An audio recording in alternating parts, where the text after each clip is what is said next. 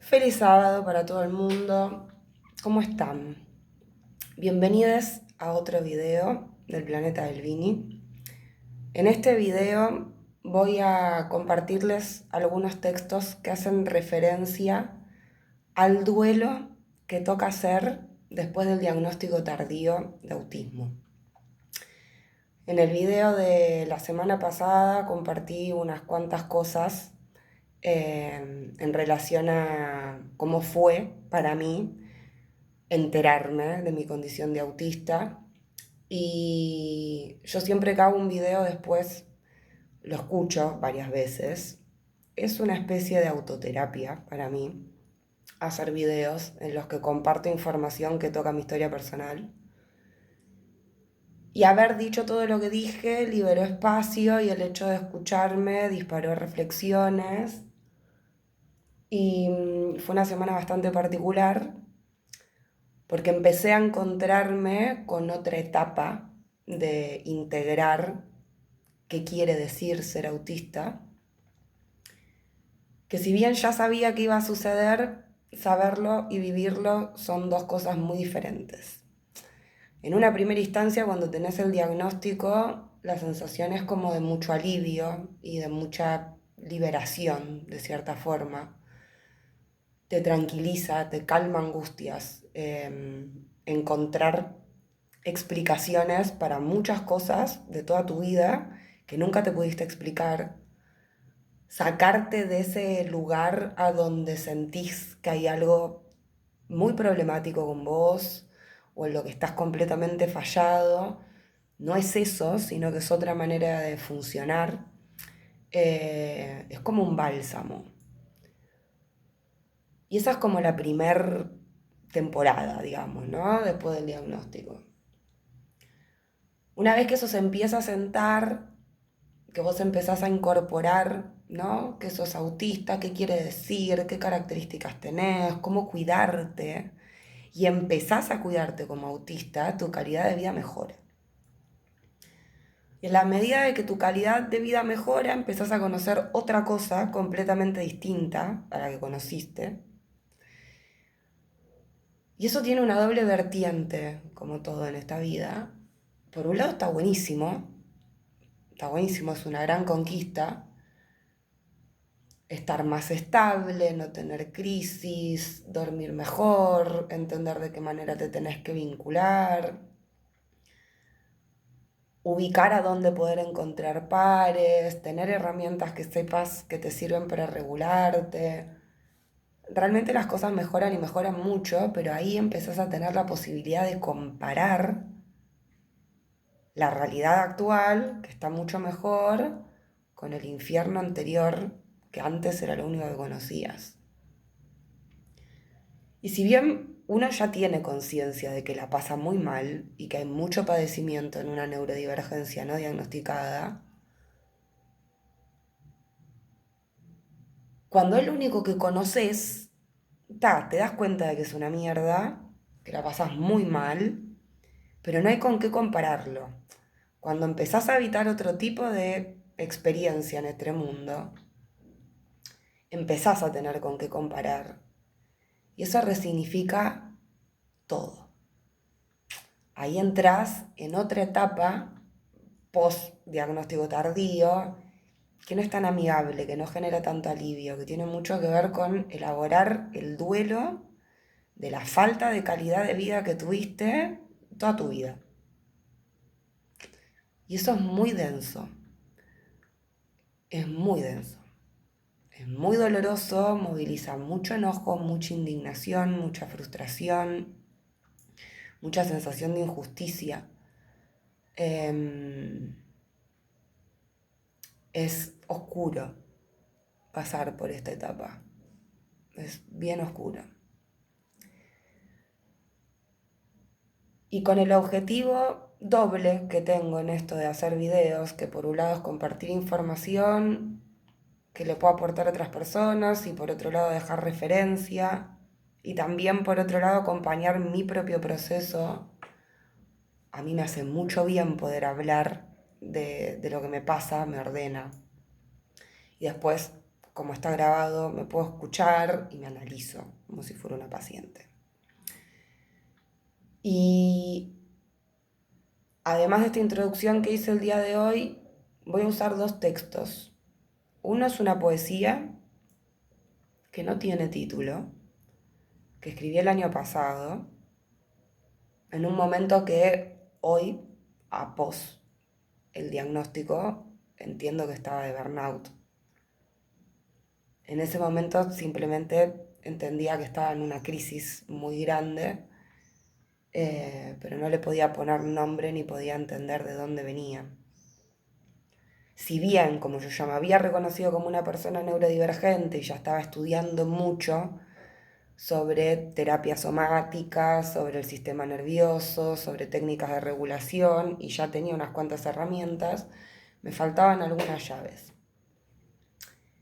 Y este poema me parece bastante ilustrativo de la vivencia que tenemos las personas neurodivergentes cuando no sabemos que lo somos, cuando no tenemos idea de cómo funcionamos, de cuáles son nuestras características e intentamos ajustarnos a un mundo que está muy lejos de contemplar nuestras necesidades y que se nos vuelve un infierno y una tortura. El poema dice así: la soledad que siento me mastica despacito, me corta la piel, me penetra el ser con sus filosos colmillos. Todo se vuelve oscuro, solitario y sombrío, seco, duro y frío, muy pero muy frío. ¿Cómo hacer para no querer sentirme del mundo el ombligo? Aunque sea un ratito, si es algo que nunca tuve, y es necesario, y es constitutivo. ¿Cómo hacer para ser mi propio abrigo, si tengo el corazón tan cansado y destruido? ¿Cómo hacer para darme alivio cuando mi amor propio no me alcanza? Y no porque no sea genuino, es que llevo toda la vida en guerra y batallando solito. El mundo está tan jodido, violento, inconsciente, consumista, dependiente. El mundo apesta, con su olor repugnante a disfraces del amor que no tienen raíz, que se ven bonitos, pero que están podridos. Amores que cuando les buscas profundidad se disuelven y se muestran vacíos. Qué poco entienden las personas del dolor ajeno. ¿O seré yo, que me llenaron tanto el cuerpo de abandono que solo manifiesto eso? Las entradas al paraíso siempre se pagan en el infierno. La fila es tan larga que parece infinita, tanto que no sé si todavía, para seguir esperando, tengo resto. El hambre de amor de mi corazón me come. La piel me arde de la falta de abrazos. Los ojos están ciegos de llorar y de ver verdades que ya no quiero. La boca seca de la falta de besos y demasiado apretada de las palabras que asfixio con mis silencios. Habito torturas diarias con los gritos de mi cuerpo, con sus dolores crónicos y con las tensiones que lo conquistaron hace años por la falta de afecto. ¿Será cierto que seguir viva tiene sentido? ¿Que seguir luchando algún día me llevará a buen puerto? ¿Mi resistencia al dolor me dará el tiempo para llegar a vivir el amor que busco en concreto? ¿Tendrá mi paciencia más cartuchos que gastar mientras me habito y espero? Espero ese milagro del que siempre me agarro y que nunca se queda. Un amor maduro y sincero.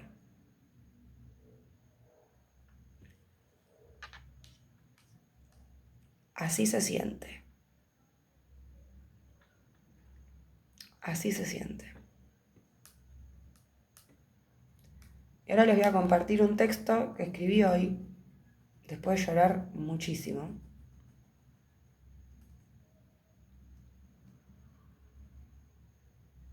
que tampoco tiene título, pero va de lo mismo. Dice así: como siempre, hay una diferencia abismal entre saber algo o entenderlo y vivirlo. Vivirlo es encarnar la experiencia, que te pase por el cuerpo, sentirla en la carne, en las tripas, en la piel y en las neuronas. Hace meses que tengo el conocimiento de que el hecho de haber confirmado mi diagnóstico de autismo, entre otras cosas, me iba a exigir elaborar un duelo. Uno bien gordo, denso, profundo, estructural. Hoy que lo estoy sintiendo y viviendo, y que cada célula de mí tiembla como en un terremoto cuando lloro el dolor, la furia y la indignación que siento, me animo a decir que es el duelo más jodido que me toca digerir. Es como si todos los duelos anteriores me hubieran entrenado para sostener este, ahora. Ya me tocó duelar mi infancia, mi inocencia, un cuerpo no cagado a palos e invadido y violentado de todas las formas posibles. Me tocó duelar la muerte de mi mejor amigo cuando tenía 18 y de mi mejor amiga 10 años después. Tuve que duelar la muerte de un padre vivo para seguir con mi vida, más allá de su violencia, su ignorancia y su falta de madurez. Tuve que duelar y soltar el odio que le tenía, para regalarme perdonarlo y dejar respirar a mi corazón después de ser aplastado por décadas por toneladas de mierda. Me tocó duelar la cordura de mi vieja. Me tocó duelar mi país, el personaje que me inventé por supervivencia, lo que incluyó duelar género, orientación sexual, modelos vinculares. Duelé amigos, hábitos, un estilo de vida. Creía haberlo duelado todo. Qué equivocado que estaba. Mi vida entre las consecuencias de los traumas más siniestros. 3 neurodivergencias sin diagnosticar. Y la lógica de este mundo de mierda violento y destructivo que se inventó el capitalismo fue un puto infierno. Obvio que pasé cosas lindas y positivas, pero al interior de un campo de concentración a donde viví torturada emocional, física y energética. Y energéticamente. Y mientras no sabía que había otras opciones, esa realidad era insoportablemente soportable. Ahora que sé, porque lo vivo, que había chances de tener otra calidad de vida y que no la tuve, se siente como si me estuvieran matando a puñaladas. Porque así fue como siempre sentía el mundo. Como una puñalada, siempre por la espalda. En vez de haber sido la desbordada emocionalmente hablando, pasando muchos y largos periodos de depresiones existenciales súper profundas, podría haber tenido la contención adecuada para un sistema nervioso que se desregulaba por sentir mucho más intenso y muy diferente. En vez de haber sido la exagerada, hubiera sido alguien a quien se le reconocía una capacidad de análisis muchísimo más profunda que la de la media, con la capacidad y la potencia para crear soluciones totalmente creativas para problemas imposibles. En vez de escuchar una y otra vez que piense menos, lo que es imposible para mi sistema nervioso, podría haber aprendido a qué hacer con la potencia de esta computadora cuántica que tengo por sistema nervioso. En vez de haber vivido los vínculos con otros como un campo minado, podría haber aprendido sobre el sagrado criterio de la compatibilidad y la coherencia para evitar vínculos sanos. En vez de haber sido una bomba de tiempo entre el insomnio, los problemas digestivos, el desequilibrio de mi sistema inmune, de mi ciclo menstrual, de mis alergias, de la caída del pelo y ser siempre la paciente difícil, podría haber tenido un marco médico que me entienda. Jamás la medicina tradicional me pudo explicar por qué todo en mí estaba tan pero tan desregulado. Y como yo era perfectamente funcional y productiva, el mundo y yo misma negábamos mi padecimiento. En vez de haber sido una fucking adicta, podría haber desarrollado mi potencia artística desde chica. Hoy sería una bestia bailando, si hubiera entrenado de chica, y no tuviera este cuerpo tan hegemónicamente bonito y lleno de infiernos. En vez de pensar tantas veces en matarme desde niña, como fin a la tortura, hubiera tenido más abrazos, más escucha, menos crítica, menos prejuicios y más empatía. En vez de haber tenido que aprender por pura supervivencia a achicarme y no ser como soy, y vivir una vida de mentira, siendo la puta ama del masking, podría haber sido validada, reconocida, vista, aceptada, respetada, comprendida. Todas esas, las formas más bonitas del amor. En vez de haber sido opacada por la envidia ajena, podría haber brillado con mi luz sin miedo y contagiar a otros a brillar su luz propia. En vez de vivir acompañada por una profunda soledad, podría haber sabido dónde encontrar pares. En vez de haber sido siempre juzgada de egoísta y agresiva, podría haber sido comprendida y valorada por ser incapaz de mentir, incapaz de decir una cosa por otra, incapaz de faltarle el respeto a la verdad y a la honestidad. En vez de haber escuchado que los demás no me importaban o que desaparecía, podría haber sido respetada en mis propios tiempos de procesamiento y en mi propia forma de estar presente para las personas que amo. En vez de haber sido excluida, bulineada, discriminada y atacada, podría haber habitado espacios de inclusión, comprensión, cuidado, aceptación y respeto. En vez de crecer sintiendo que había algo jodidamente mal conmigo, podría haber entendido mucho antes que lo jodidamente podrido es la puta Matrix en la que vivimos. La lista podría no terminar nunca. No les puedo explicar cuánto me duele aceptar que perdí la chance que jamás me dieron de tener una buena calidad de vida.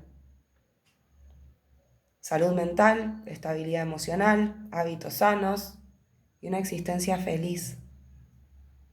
Si hoy tengo esta configuración en mi vida, fue porque la construí y en gran medida lo hice sola, yéndome de todos los lugares, personas, trabajos, ciudades y hasta marcos teóricos de salud mental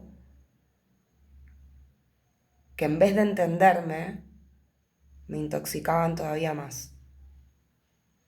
Para la gente que no me conoce, tal vez me ve y ve una mujer blanca con los privilegios de la clase media alta de Buenos Aires, que habita un cuerpo hegemónico y que es laboralmente independiente.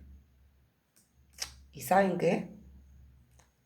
No todo lo que brilla es oro. Las cosas no siempre son lo que parecen. Lo que soy es una sobreviviente, con el corazón muy cansado de tanta guerra, el sistema nervioso minado de heridas todavía. Soy alguien a quien existir, aunque ame profundamente la vida, le sale carísimo. Igual que a todos mis hermanos neurodivergentes con autismo.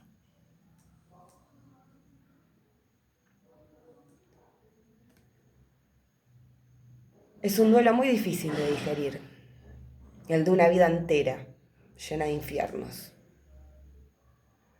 Sé que voy a poder con este duelo, como pude con todos, y que este momento de mierda, como todos, va a pasar. Y me dejará más fuerte, más sabia y más luminosa. Pero ahora me siento lejos de ese momento. Ahora me siento devastada, enojada, indignada, frustradísima, llena de dolor y sintiendo unos niveles de injusticia que me asfixian.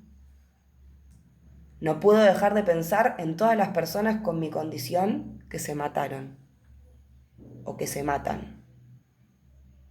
porque fue esa la única opción que tuvieron disponible para bajarle el volumen al sufrimiento que se vive en configuraciones de vida como la mía. Este mundo a veces vibra un nivel de violencia, dolor y sufrimiento que termina con la vida de muchas personas. Y eso no puede seguir siendo así. Si hay algo que tengo claro, en el medio del caos que supone mi dolor, es que voy a hacer toda mi vida, como lo hice siempre, lo que esté a mi alcance para aliviar el corazón de otras personas, defender y proteger a otros neurodivergentes, difundiendo conocimiento, compartiendo herramientas, sanando, terapiando, enseñando y haciendo arte que muestre que hay esperanza y que es posible una vida mejor, una vida de amor, de salud, de paz, de aceptación, de respeto, de cuidado y de libertad.